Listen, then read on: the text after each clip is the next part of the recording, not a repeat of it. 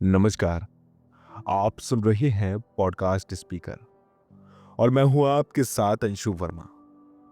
दोस्तों, आज के इस पॉडकास्ट में हम बात कर रहे हैं सुरैया की। साल 1929 में लाहौर की गलियों में एक बच्ची ने जन्म लिया और नाम रखा गया सुरैया। कौन जानता था कि यही बच्ची एक दिन पूरे हिंदुस्तान के दिलों पर राज करेगी। छोटी उम्र से ही उनकी आवाज में जादू था। लोग कहते थे कि जब वो गाती तो रूह तक को सुकून मिल जाता है। इसके बाद धीरे धीरे फिल्मों का रास्ता खुला और देखते ही देखते सुरैया 40 और 50 के दशक की सबसे चमकदार अदाकारा बन गई।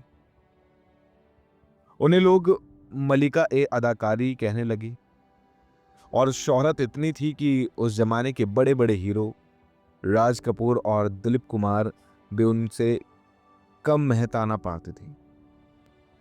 लेकिन पर्दे की चमक के पीछे उनकी जिंदगी किसी फिल्म से भी ज्यादा दर्दनाक थी।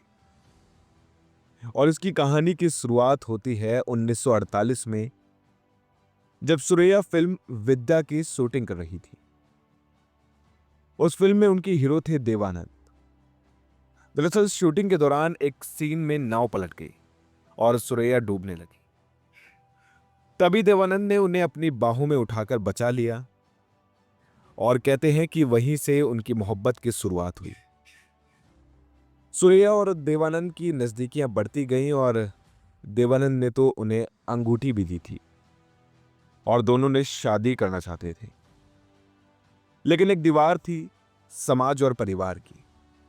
दरअसल सुरैया की दादी इस रिश्ते के सख्त खिलाफ थी और वजह थी धर्म का अंतर।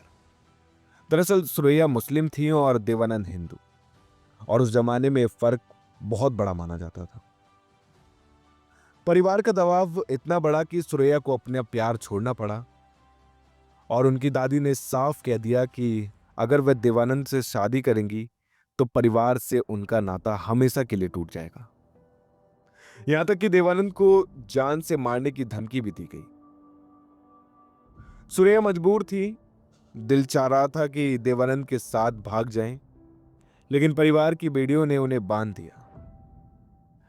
बाद में सुरैया ने खुद कहा था कि मैं बहादुर नहीं थी, मैंने अपने दिल की जगह परिवार की जिद को चुना और यही उनकी जिंदगी की सबसे बड़ी त्रासदी बन गई। जिंदगी के इस दर्द के बीच एक और हादसा हुआ, जब फिल्म जानवर की शूटिंग के दौरान का किस्सा है ये। कहा जाता है कि एक सीन में दिलीप कुमार ने सुरैया को यानी कि सुरैया के साथ जबरदस्ती की और उनका ब्लाउज फट गया और पीठ पर इतनी गहरी चोट लगी कि महीनों तक ठीक नहीं हो पाई। यह हादसा सुरैया के लिए अपमान और सदमे जैसा था। दरअसल उन्होंने वह फिल्म छोड़ दी और धीरे धीरे फिल्मों से दूरी बनाने लगी। शोहरत और दौलत होने के बावजूद सुरैया का दिल अब टूट चुका था। उन्होंने तय कर लिया कि वे कभी शादी नहीं करेंगी और माँ और दादी के गुजर जाने के बाद उनका अकेलापन और गहरा गया। वे बड़े बंगले में अकेली रहती, कभी कभी पुराने गाने सुनती, कभी खिड़की से बाहर देखती। और वे एक वक्त ऐसा आया कि जब उन्होंने आत्महत्या करने तक का सोच लिया, लेकिन फिर खुद को संभाल लिया। इसके बाद करीब 60 साल तक सुरैया ने तन्हाई का जीवन जिया और उनके आसपास ना पति था, ना बच्चे और ना कोई सहारा। सिर्फ यादें थीं और अधूरी मोहब्बत का दर्द। सन 2004 में जब उन्होंने आखिरी सांस ली तो उनके साथ सिर्फ कुछ चुनिंदा लोग थे। और आज भी जब सुरैया का नाम लिया जाता है तो लोग उनकी खूबसूरती और आवाज को याद करते हैं। लेकिन सबसे ज्यादा उनकी अधूरी प्रेम कहानी और अकेली जिंदगी लोगों के दिलों को छू जाती है। और यह कहानी हमें सिखाती है कि शोहरत सब कुछ नहीं होती, असली सुख तो प्यार और अपनापन है। और जब वह छिन जाता है तो जिंदगी सिर्फ तन्हाई का दूसरा नाम बन जाती है।